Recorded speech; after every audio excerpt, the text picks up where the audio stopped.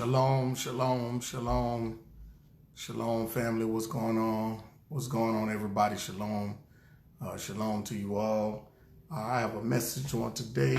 We're gonna have a conversation and get into something regarding why we fail to reach our family members and friends when we're trying to reach them and evangelize to them and to get them to understand what it is that the Father has called them to do, as well as them coming into some historical things and all the things across the board, basically, doctrinally.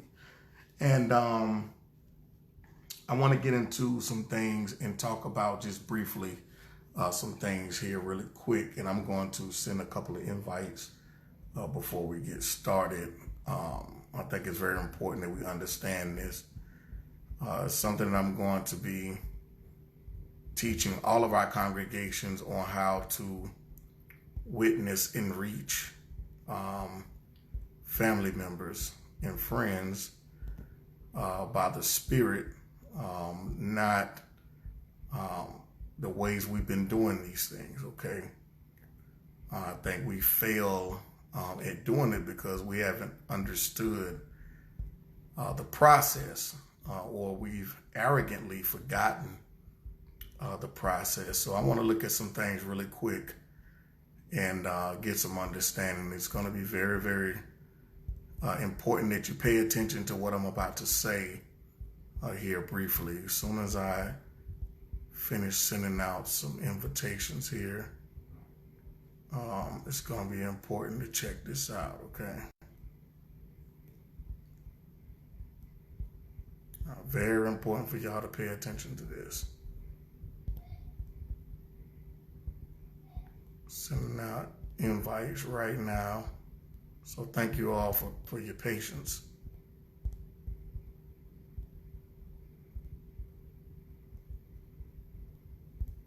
Just sending out a couple invites.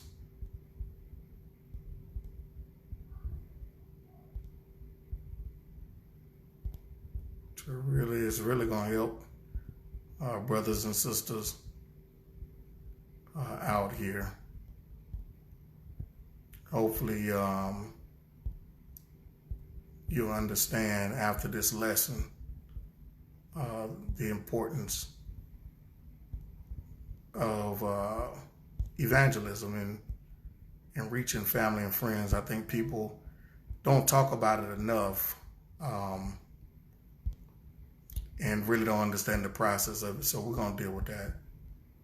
All right. So thank y'all again for your patience as I send out these invitations. All right. I think that's enough right there.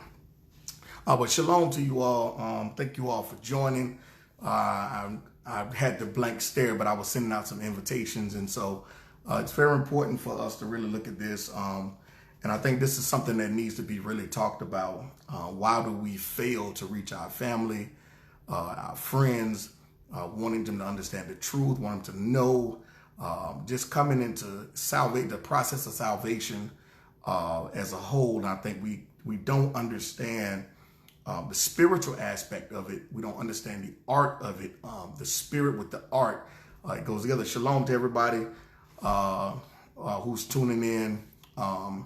Evangelism is a very, very, very important thing that's a part of the kingdom of Yah for us to understand, because he gave a command to his Talmudim, or to his disciples, to go into the world and make disciples of men. Those instructions that was given to them, they went out into the world, they made disciples of them. But before he gave them the command to go into the world and make disciples, they went through the process of discipleship, understanding when they were sent out 2 by 2 to go out, hold each other accountable, but they went out with a certain spirit and certain instruction. They didn't declare the things that he did not tell them to declare. They were all in line with what he told them to do. So they weren't arguing about that. They understood that at this time when they were sent out, they didn't even have the Ruach or the Holy Spirit with them. But yet they were going out on sheer faith and sheer instructions, knowing and trusting that the Father would be with them, but also their teacher, who is the Hamashiach, who is the Christ. And then he called Jesus or Yeshua or Yahawashai, okay?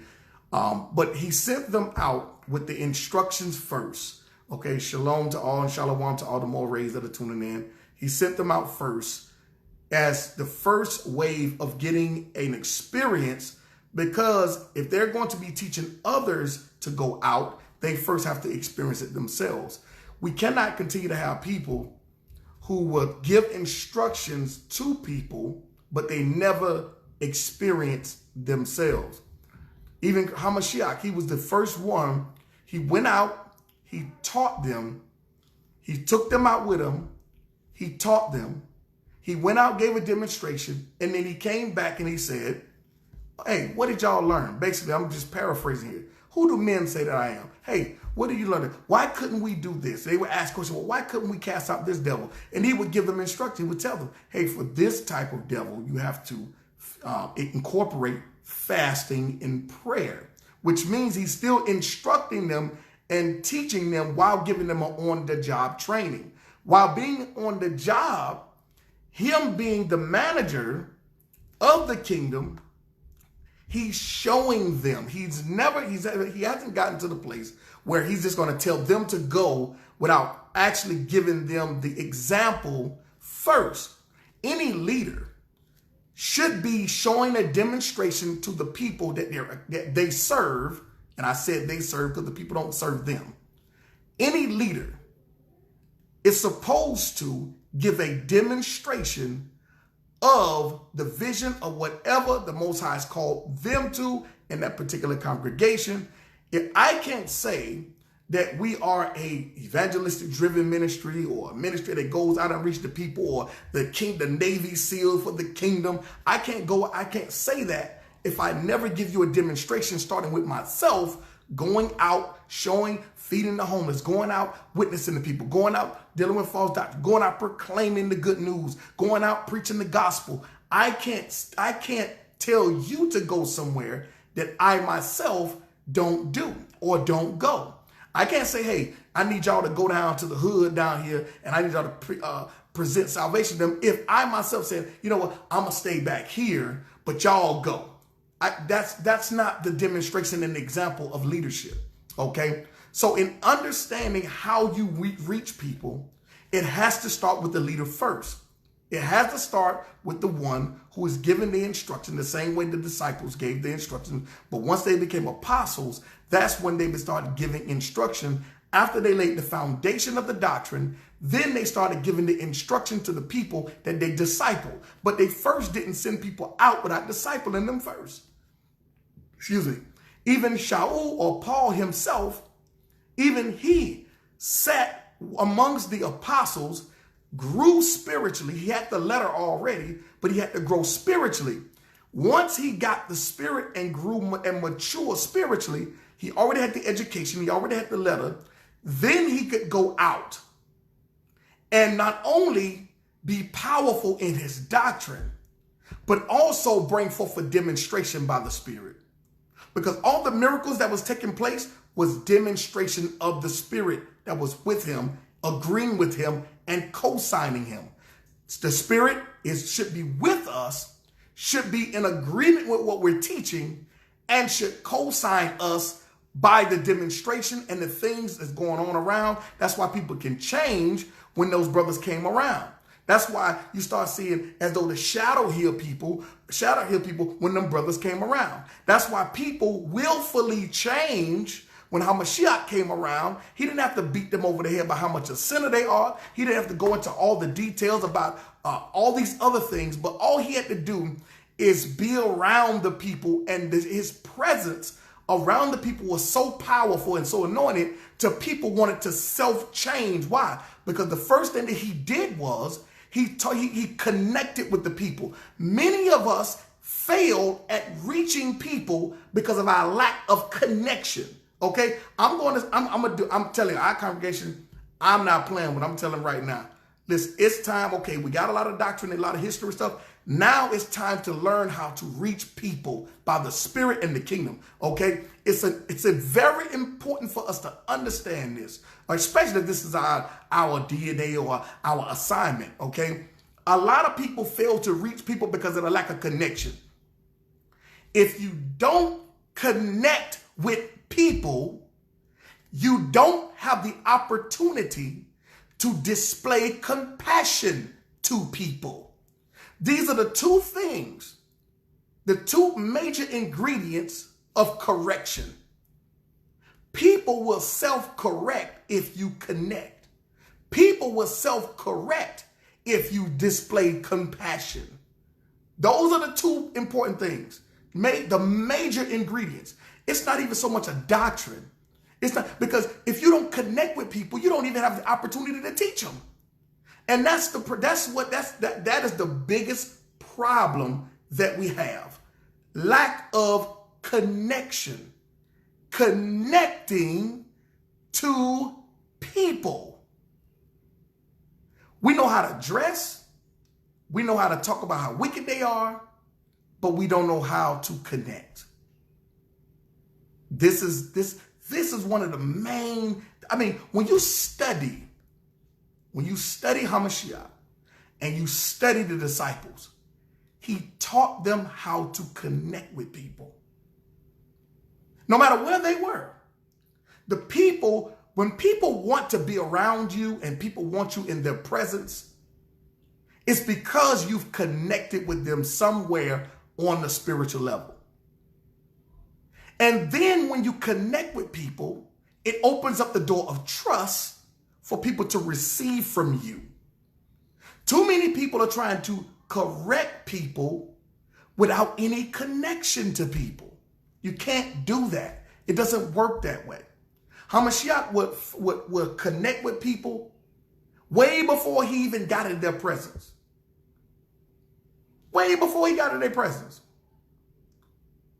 He would see them at a distance, connect with them, and then when he got in their presence, he had such a level of compassion. Compassion isn't a sign of weakness. Compassion actually is a sign of strength. Why is that? Why is compassion a sign of strength?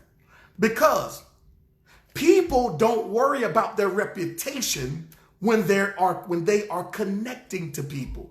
All right, and showing compassion to people. When you worry about your reputation, when you worry about what your partner them gonna think, when you worry about you can't connect with nobody, you can't display compassion, and therefore people don't want to be around you, so people they're not gonna correct. Hamashiach will come to the people, talk about everything but sin. The sin conversation was the last thing he dealt with. Why was the sin conversation the last thing he dealt with? Shalom to all my brothers and sisters that are tuning in. Because he understood that the people were always used to people beating them down. This is the difference between Moses and Joshua. All right? This is the difference between Moses and Joshua. Moses, the people coming out of Egypt, they didn't need a Joshua coming out of Egypt. They didn't need a hard person that was going to hit them across the head, because they had been used to that for 400 years or 250 years, depending on the calculation of what you deal with. But let's just deal with the 400, okay? Let's just deal with that. It don't matter if it's 100 years. It don't matter if it's 250. It doesn't matter, whatever it is, okay? The people needed a Moses. They needed a compassionate leader. Moses was a leader who connected with the people and showed compassion. It doesn't matter how stiff-necked they were. We're not talking about Israel. We're talking about leaders. We're talking about reaching people, winning people. Moshe was able to connect with the children of Israel. How did he display compassion? By interceding for them when the father was willing to take them out.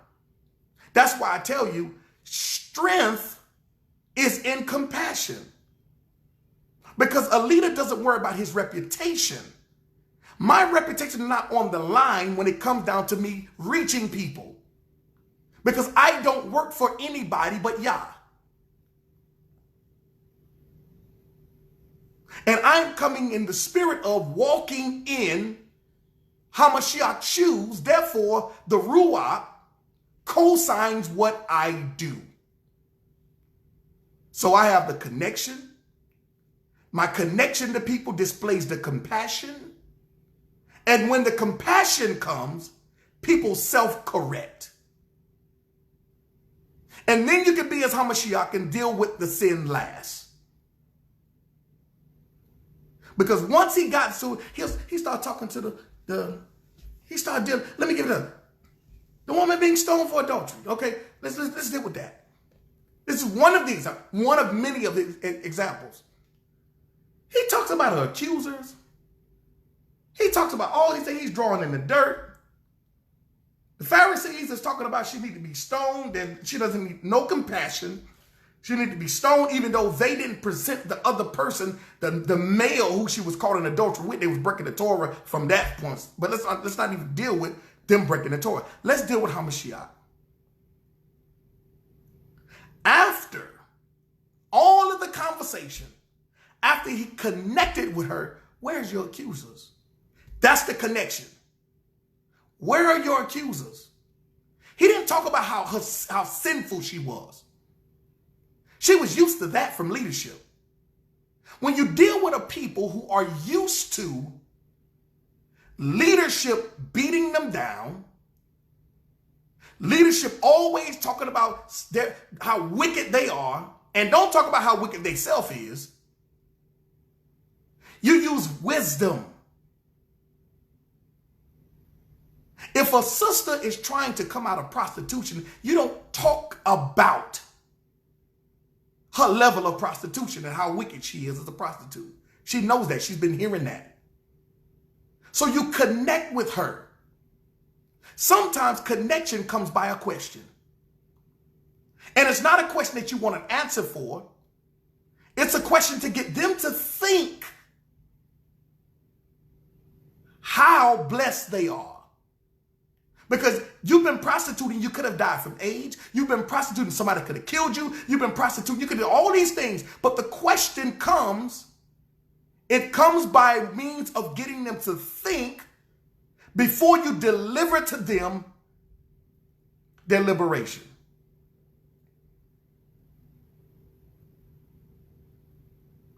He says, where are your accusers? He's connecting to her and with her. He knows the accusers are not there. He knows that the accuser could not pick up the stone and stone her.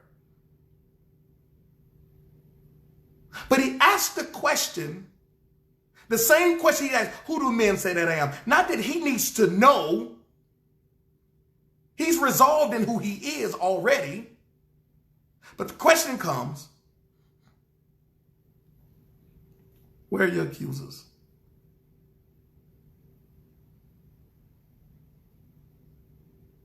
She looks around. Her accusers are no longer there, or she sees her accusers walking away or dropping their stones or whatever, but her focus is not on the accusers anymore. Her focus is on the words of a man who is not speaking in a language and a terminology that she's used to hearing. Because he understands that this sister needs some compassion. Yes, she is wrong. But he's trying to reach her. Because the way the other leadership have been doing it isn't bringing any change. It's actually making things worse. You don't see your accusers. Now here's the liberation. Neither do I accuse you. Even though he's there. She's used to hearing it. He connects to her with a question. Then he shows compassion to her by saying, neither do I accuse of thee. And then he distributes her correction. After he connected, after he showed compassion, then he says, go and sin no more. Even though I know that you committed the act, but I want to connect with you because the love that I have for you. Listen, connection is love. There's love in connecting with people. There's love in connecting to people. I'm going to display my love for you by how I connect to you. Then I'm going to show you compassion. And then I'm going to deal with the sin because you're guilty of it. But because you've been hearing it all your life, I'm not going to speak to you in the manner of those who speak against you, who don't have any form of compassion or have any form of connection. But I'm not going to void or act as though your sin doesn't exist. I'm not going to make the sin the focal point. I'm going to deal with it, but I'm going to make sure that you understand what I'm saying to you is out of love because I connected with you. And because I don't accuse you, showing compassion, but we still have to deal with the sin. You weren't created to do what you're doing. See, the go and sin no more is saying you weren't created to be doing what you're doing. Everybody talks about what's not being taught in Israel. The key component of things that needs to be taught, why people aren't changing, is our lack of understanding the Father's heart.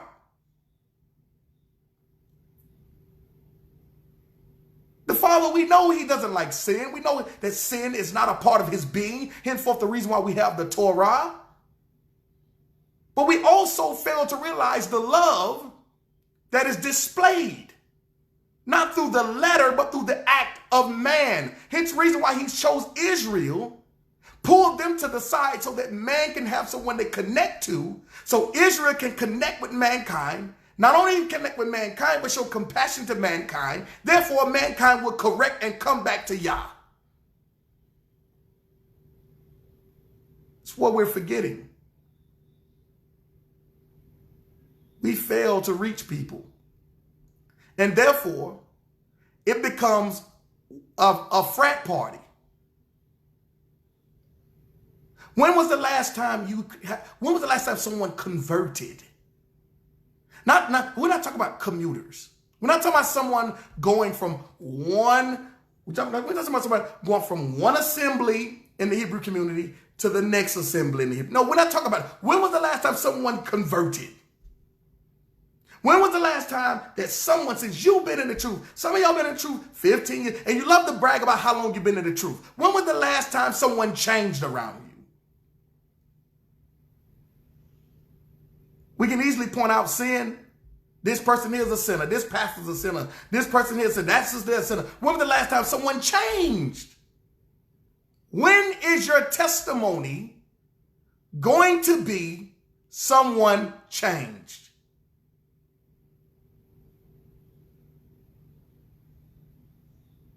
I know nobody want to hear this. Y'all want to hear history. You want to hear with the Israelites. You want to hear how wicked the Christian pastor is. You want to hear all of this stuff. That's all you want to hear. But you don't want to hear nothing about reaching people. You don't want to have the mirror put in your face by why we're the people of the book. We have all the truth and we have the least converts. Let's deal with the reality. Islam has more converts than you. Let's deal with reality. Atheists convert to Christianity more than you. Let's deal with the facts here.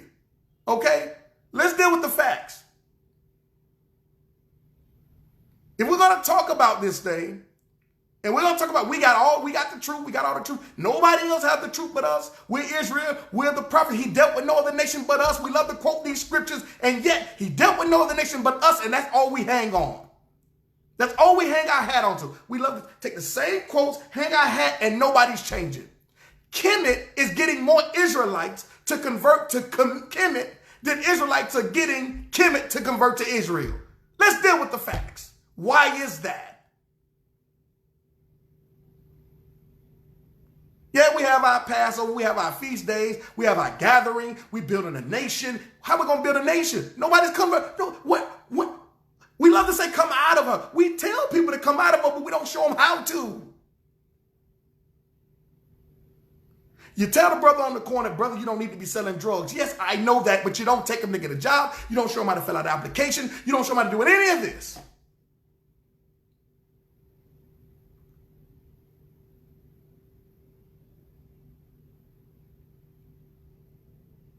You want to fight people about worship. You want to fight people about prayer. We want to fight people about the name. We want to fight people about the calendar. And yet we do not mirror anything that the apostles and those who were leaders in Israel mirrored in the New Testament. We look more like the people, our forefathers, in the old than we do in the new. Them folks was 3,000 people being one. People coming all out of all kind of paganistic doctrines and different converts and all these people coming out of these different things. The signs and wonders was flowing. The power was being moved. People, leaders and lay members and regular people, Gentiles, all of them, hey, come teach us on the next Shabbat. They run from you, but they ran to them. There's a disconnect. They ran to them, but they run from you.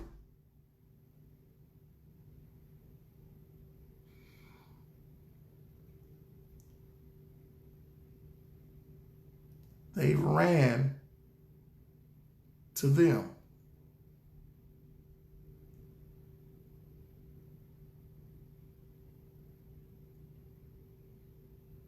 Connection, compassion, correction.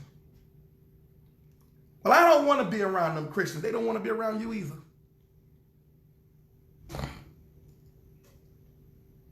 I'm not going to see I'm not dealing with them brothers all over there in Islam. I'm not dealing with these people over here. I'm not dealing with the atheists out there. They let them all burn in the lake of fire.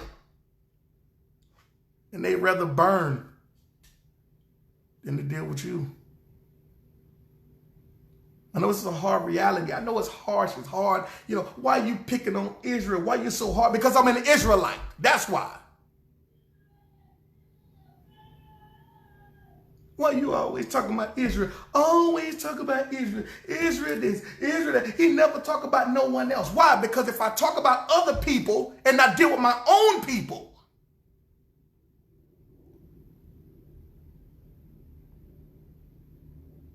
that's all he do. He beat up Israel. He always beat him. He give the Christians a pass. He did it.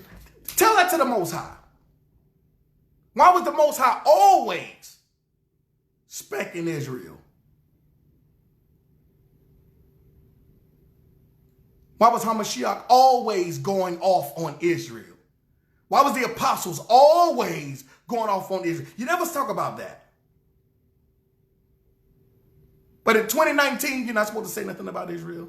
No, we cannot let people know that we have wickedness. We can't let people know that we have sin in the camp. We can't let people know that. No, because everybody else's sin is more wicked than ours. And we're supposed to be the leaders of Israel. We're supposed to be the leaders of the entire world and showing everybody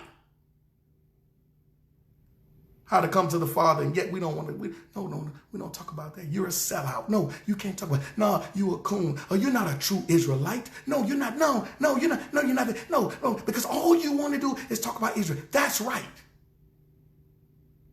How dare we call ourselves leaders? How dare we say we hold the Mashiach's name and we have the truth and we know all the truth and we have all of this. And yet we don't want to correct It's the same thing was going on in Israel then. I told you we look just like our forefathers in the so-called Old Testament. We look just like the Pharisees during Hamashiach day. Let's talk about all of it. Let's get rid of the one.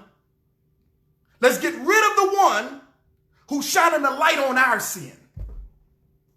We would rather have Barabbas than the one who's trying to bring us into righteousness, so we don't be hypocrites.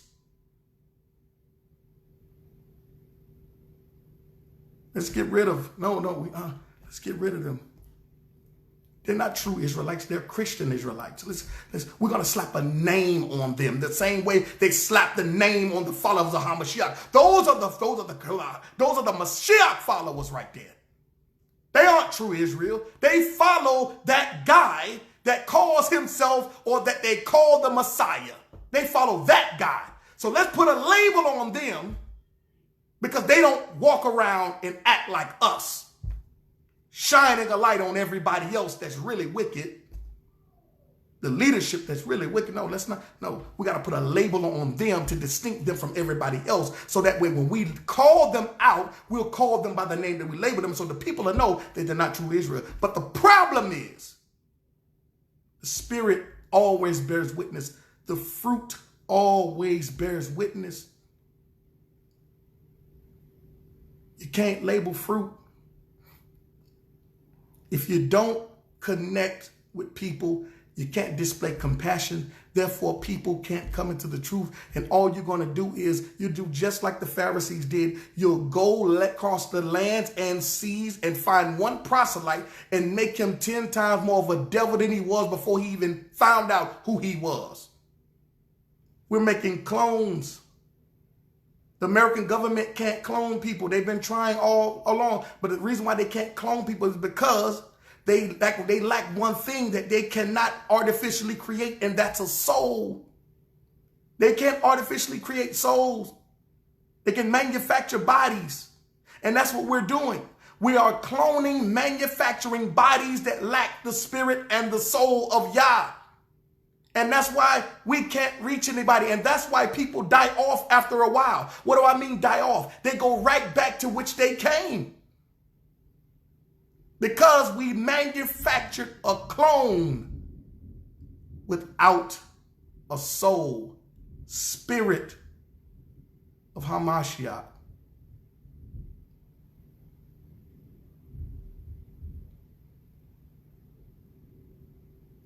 We're lacking it.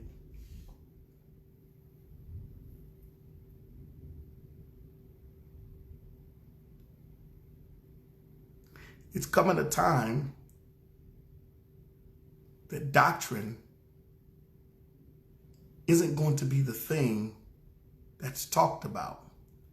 It's coming a time. The reason why is that is because we have more doctrine than we can ingest or digest.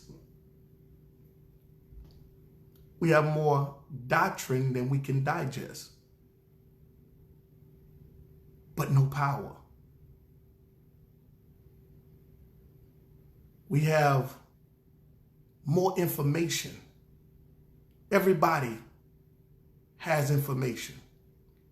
The Christian is growing in knowledge and wisdom. Israelites are growing in knowledge and wisdom. Atheists are growing in knowledge and wisdom. The Comedics are growing in knowledge and wisdom. In the days to come, the thing that's going to distinguish the difference is the connection, the compassion, which brings forth correction. But without the connection and compassion, you cannot display any power, any fruit. That is going to be distinguishing factor in the last days, not by what you call yourself. Hasatan cares nothing about what you call yourself. He cares about how you affect darkness. That's what he cares about. What is your impact on darkness? What is your impact on darkness? Not impact on your information, but impact on darkness.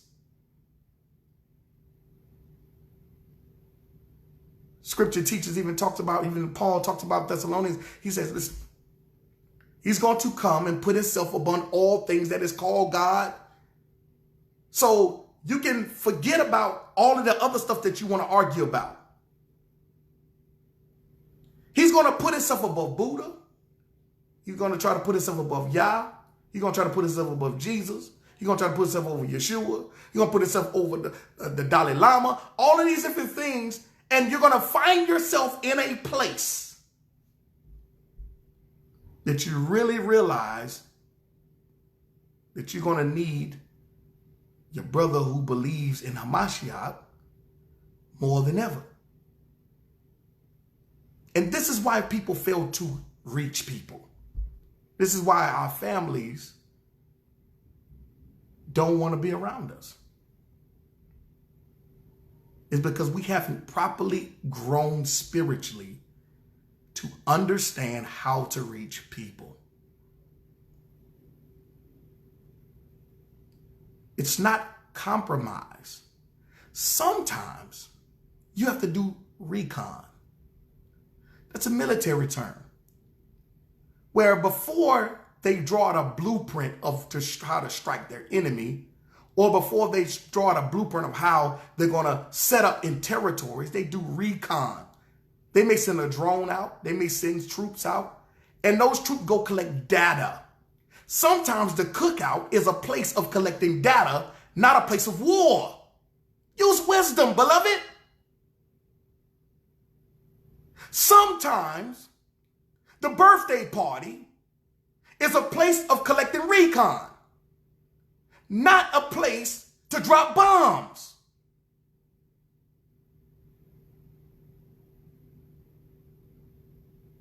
Everywhere we go, we want to drop bombs on somebody. You know you should be doing this. Hey, you know that, you know this, you know that. Why you still gonna, you know that? All these types of stuff. Sometimes the Most High will send you to a place to keep your mouth closed and watch. Have you mastered the art of shutting up? Have we mastered the art of keeping our mouth closed? Because oftentimes he ain't telling you to say nothing. You're telling yourself to do it. And this is the reason why you fail to reach people.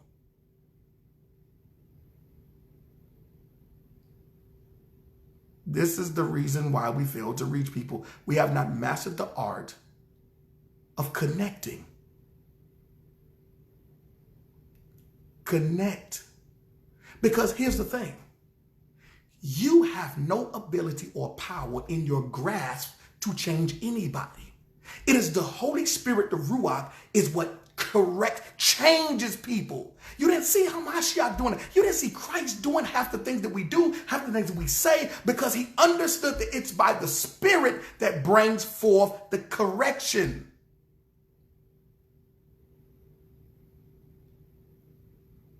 I just did a lesson, a 2-part lesson last week. Do your job. A part of your job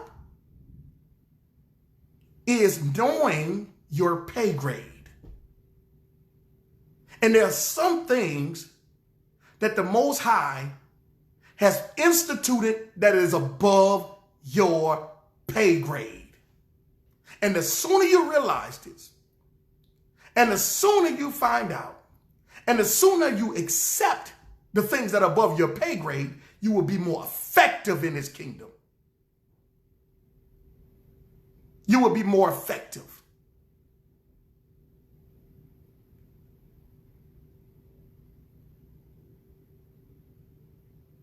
You will be more effective.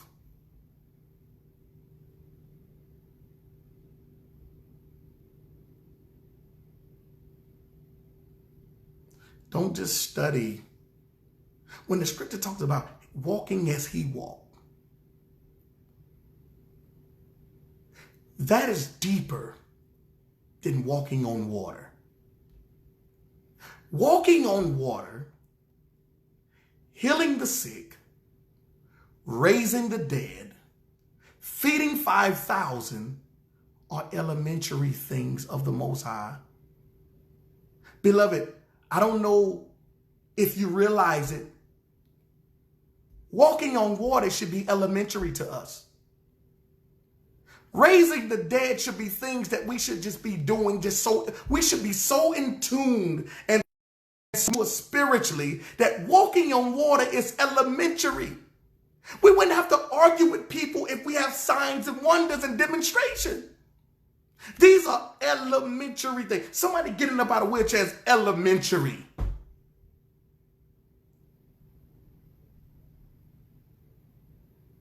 We like faith.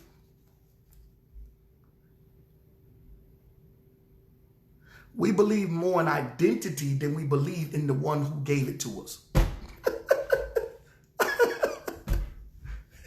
We believe more in identity than the one who gave it to us, than the one who woke us up, than the one who presented this to you.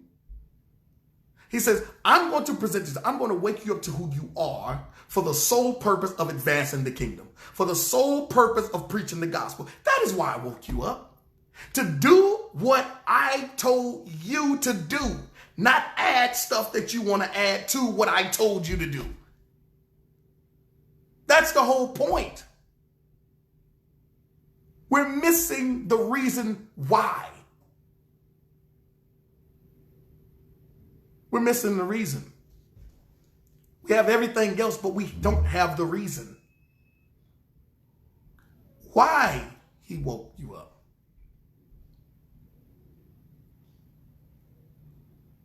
Elementary. We should have graduated. You don't have to argue with anybody when you're flowing and walking in demonstration. Because arguing, people will begin to testify and say, all I know is you could call them dudes heretics over there. You can call them Israelites heretics all you want. But all I know is my mama was on her deathbed and she got up. She went to the doctor and her cancer is gone. Now, I don't know about all that stuff you talking.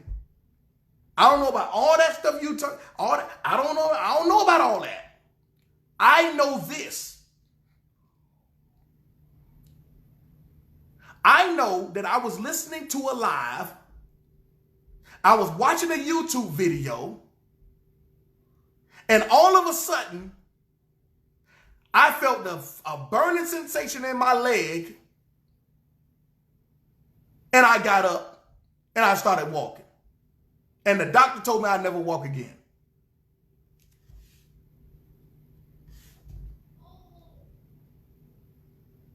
These things are going to come. These things are going to happen to distinguish the difference between who and who. It's not going to be based off your knowledge. It's not going to be based off how much you know. It's not going to be based off how long and how many years you've been in the truth. It's not going to be based upon those things. It didn't then. And it's not going to now.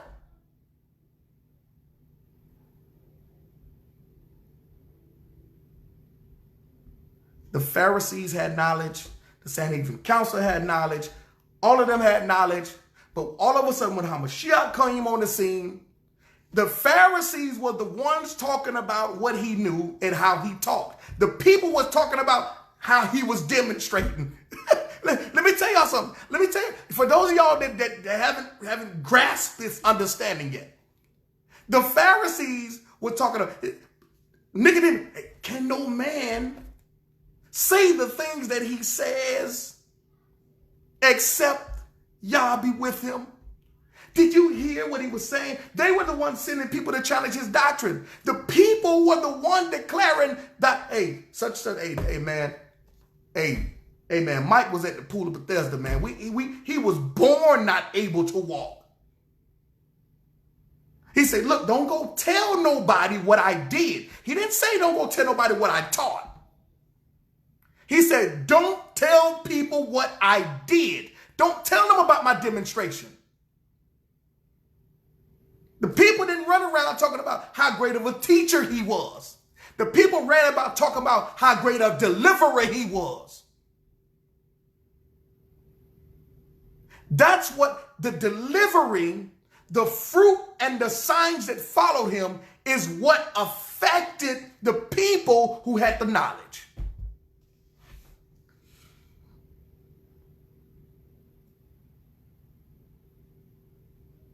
They talked about the one with the issue of blood. I got to get to him.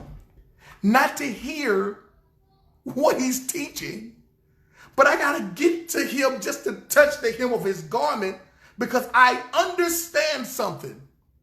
It's too much demonstration, and he's doing what the people who got the knowledge not doing. And so I don't need any more teaching. I need deliverance. People, you are trying to teach people that are asking for deliverance, not asking for the next book. I got a bookshelf full of books. I need a deliverance. The doctors say I'm going to die. And you're supposed to be the men of Yah, the men of the truth. I need a deliverance. I don't want to leave my children back here with nothing. Well, sister, you need to go read this scripture right here. This scripture. Sister, you got sin in your life, sister. You look, sister, you're not wearing your fringes, sister. You're not wearing your zitsies, sister. Hey, sister, you got those pants on, sister. The sister came to him and said, I'm about to die. The doctor said, I don't have but 2 weeks to live.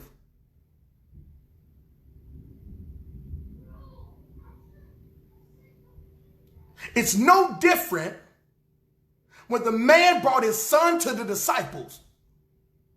And then he brought him to Hamashiach. I brought him to your disciples and they could do nothing.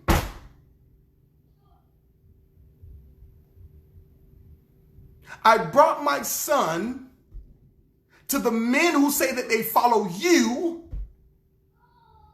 and they could do nothing.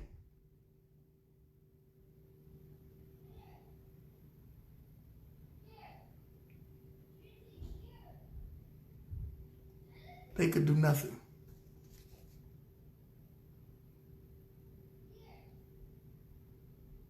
I brought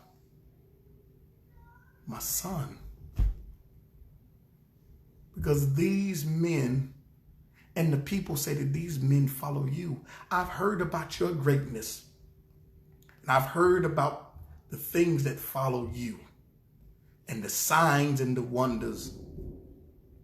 And so I figured the people who say that they represent you in spirit and in truth, I brought them to the people that said they have all the knowledge, because you are the master teacher and your disciples could do nothing.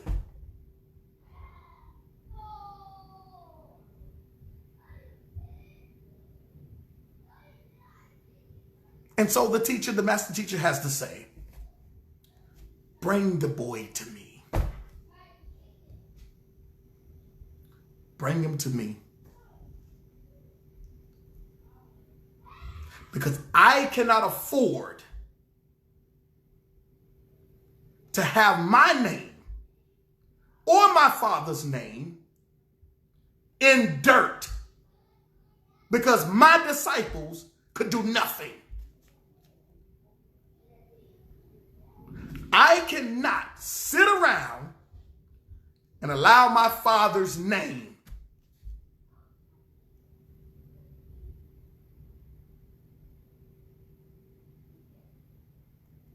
to become dirt.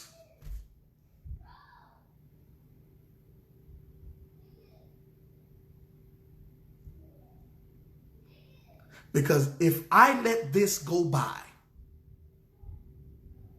then word will spread that my father is not the one. He's not the way. And he failed the people. Sometimes you have to get to such a place to where you say, as a witness, enough is enough. I would not allow my Father in heaven name to become dirt. So I'm going to do something. I don't care how much I have to push back from the table. I don't care how much I have to pray. I don't care how much I have to seek his face. until he responds and use me to make sure that other people will not misrepresent him. There has to come a generation. There has to become a people, Israel, that has to get to the point to saying enough is enough. I don't need the next information. I need to seek him. Because already we have enough people in the world now putting his word on trial.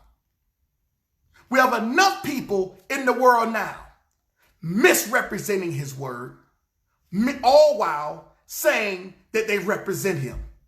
Enough is enough. So whatever I have to do, if I got to lose friends, if I have to lose congregants, if I have to lose brothers and sisters, that nothing matters. The only thing that matters is that I represent his name. And that his name does not become dirt. And I ain't talking alphabetical characters. I'm talking his authority. Because at the end of the day, when someone says that that this God is greater than your God, they're actually saying that that God's authority is greater than yours. They aren't arguing about alphabetical characters about what his name is.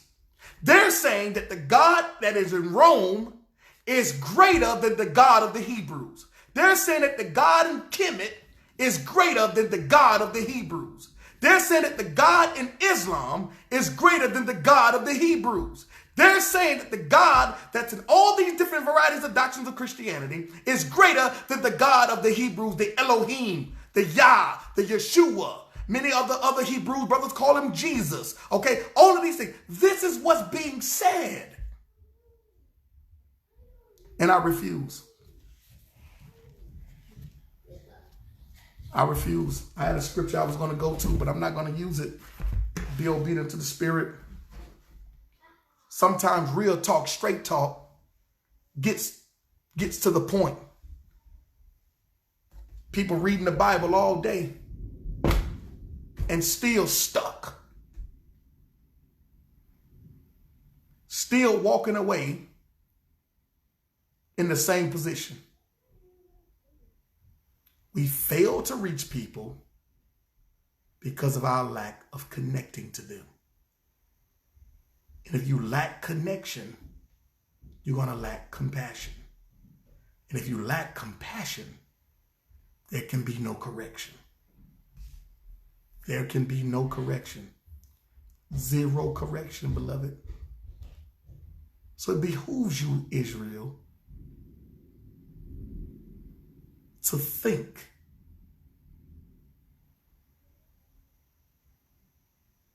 It behooves you to get in your secret place. Make sure you're not seeking your partner's Yah. Make sure you're seeking Yah for yourself. Make sure, because you're going to have to answer for yourself.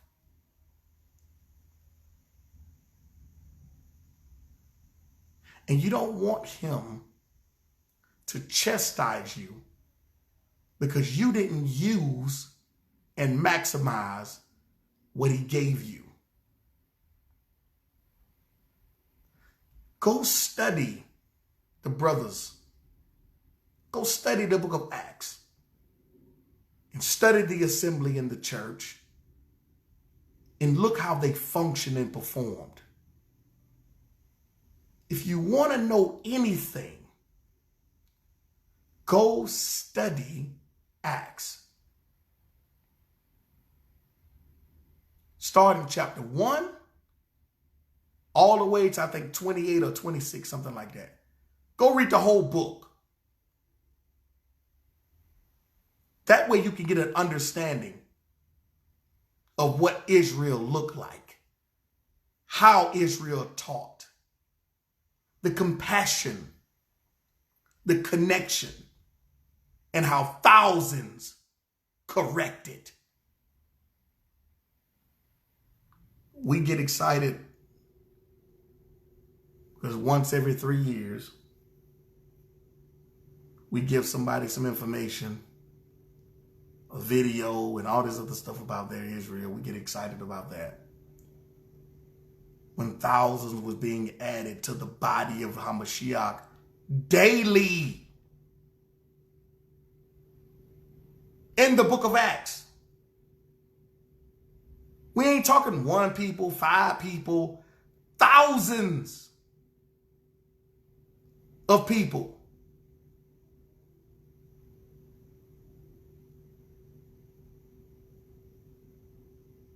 And now with the power of the internet,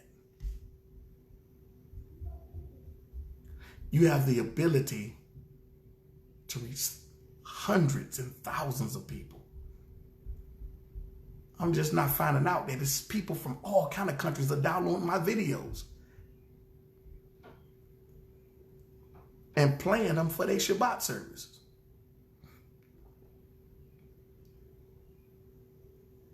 Folks in other countries I ain't even know,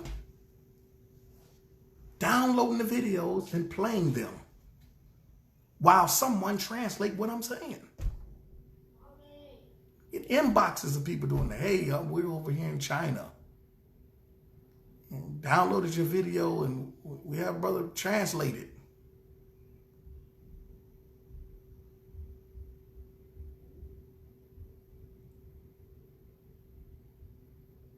It's very important that we understand this. I love you with the love of Hamashiach Israel. I want you guys to be blessed. I want you guys to stay up. If you are watching via YouTube, don't forget to subscribe to my channel, youtube.com/itsmajors1. If you're watching on YouTube, that's the youtube.com/itsmajors1. Or just go in the search engine on YouTube and type in It's Majors 1. That's ITSMAJORS and the number 1. Okay. Also, don't forget the women's conference and the men's conference is on the 20th of, it's in 2 weeks. Here in Atlanta, Mother Malaka is going to be our guest speaker, as well as Lady Janessa Edge. She's going to be speaking as well. Those 2 sisters are going to be speakers here in Atlanta. We have a female panel discussion. And then the men are going to be at a separate location. If you need the information, go on my page, or you can go on YouTube. Go on Facebook and go to the search engine and type in Proverbs Men's Conference. And it should come up a link there. Or if you just want me to direct you the link, inbox me and I can send you the direct link to the men and the women's conference here in Atlanta. That way you can go ahead and get your tickets and whatnot. It's going to be in 2 separate locations. Don't forget also August the 17th here in Atlanta, we have the Hebrew Heritage Ball. The Hebrew Heritage Ball. If you love to dress up for feast days, definitely. This is not a feast day, but it's a good time with Israel, as well as others. It's going to be Christian brothers and sisters who come into the Hebrew Heritage Ball, dress up. We're going to have a good time. We got a live band. We can sit. It's just a formal gathering where we all gathering, dress formal. We got a red carpet, all of these different things for us to get together, fellowship, have fun, and it's going to be awesome. So if you're interested in the Hebrew Heritage Ball, hit me up as well. Or you can email us if you're looking for a place to worship. We have a location in Jacksonville, Florida. We have a location in DeLand, Florida. We have a location also in the DMV. We also have other sister locations in Pennsylvania, DC, as well as Atlanta. So if you're looking for the information, just email us at B.O.O.M Church, I as in Indiana, N as in Nancy, T as in Tom, at gmail.com. That's B.O.O.M Church, INT, at gmail.com, and someone would give you the information for whatever city, what location you're looking for. Again, we're in Atlanta. We have Shabbat service tomorrow in Atlanta. I'll be teaching there. And so inbox me, hit me up. We can get more information to you. If you're also interested in being a moray, hit me up. We're also expanding in that area as well. Many people have been asking me about being a moray. So if you'd like to be a moray at a B.O.O.M congregation in your city, you can email me at that Gmail, or you can inbox me on Facebook, and I can get you the information. We have a conversation and go from there, okay? But I love all of y'all with the love of Hamashiach, and be blessed. Also, if you're in the Augusta area, there's also Rebirth Augusta as well as Rebirth South Carolina, our sister congregation. So if you are in Augusta or in South Carolina, there's a Rebirth there, okay? So it's definitely a blessing, and I appreciate all of my Christian brothers and sisters. We're connecting, doing a lot of great things for the kingdom. It's truly a blessing, man, to be a part of this and what the Most High is doing. And we accept His Son, Christ, as our Savior. And so it's very important that we do that. But tomorrow I'll be teaching on the history of Rome and the history of Greece and the history of Egypt, and how they took doctrinal things and infused them. And I'll also be showing how what we talk about when you talk about ancient, also in Tennessee as well, we talk about how ancient Eastern Christianity is different from Rome, okay? And I think that we don't understand the history of that. Also, B.O.O.M Radio, my brother, Minister Casey, thank you for calling. We have so much stuff going on at B.O.O.M. I tend to forget, so thank you for Minister Casey for that. But I think that we don't understand the history of when talking about dealing with Roman Catholicism and what we talk about in Christianity. I think that's very important for us to understand that, so we can get a great view of that historically, and we can kind of paint a picture, get an understanding. I think that's an area that a lot of people don't talk about. And so definitely bless you guys. So I'll see you guys on tomorrow. Don't forget B.O.O.M Radio. You can go on Love 860 AM website, Google Love 860 AM, and that way you can go on and you can listen live tomorrow at 3. Or you can listen directly from the website tomorrow at 3 o'clock. Hey, shalom, Sister Barbara Blackwell. Look forward to us getting together. But definitely, man, I thank all of y'all for tuning in. I thank all of y'all for joining. And I'm going to get off of here. And shalom to you all.